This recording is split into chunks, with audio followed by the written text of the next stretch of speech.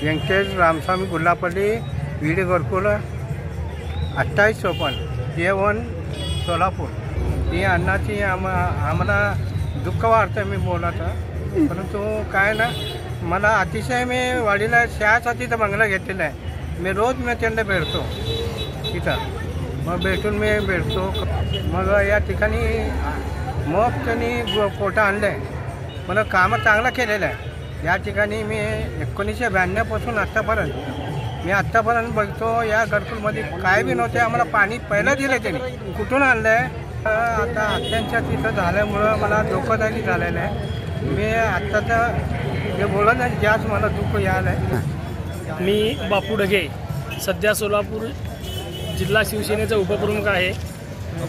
मी भारतीय जनता पक्षाचाच कार्यकर्ता होतो, परंतु महेश अण्णांनी एवढं प्रेम दिलं की त्यांनी मला शिवसेना पक्षामध्ये घेऊन मला उमेदवारी दिली।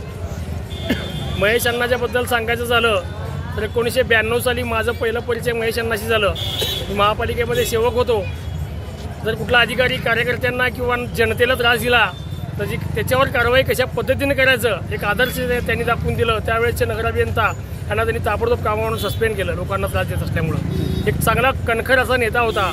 सामान्य झोपडपट्टीतला गरीब कार्यकर्ता महापौर झाला पाहिजे, तो स्थायी समितीचा सभापती झाला पाहिजे, तो परिवहन समितीचा सभापती झाला पाहिजे, तो नगरसेवक झाला पाहिजे, असं एक उद्देश असलेला प्रामाणिक असा राजकीय नेता म्हणून जर कोण असेल सोलापुरामध्ये लोकांसाठी झटणारा ते महेश अण्णा होते। आम्हाला एवढं जवळ केलं त्यांनी। प्रत्येक निवडणुकीमध्ये आम्ही त्यांच्या पाठीशी होतो। महानगरपालिकेमध्ये सर्व पक्षांच्या महिला एक भाऊ म्हणून महेश अण्णांचं नाव त्यांच्या तोंडात असायचं। प्रत्येक कार्यक्रमाला ते महेश अण्णांकडे जायचं, सर्वांना त्यांनी सोबत घेतलं।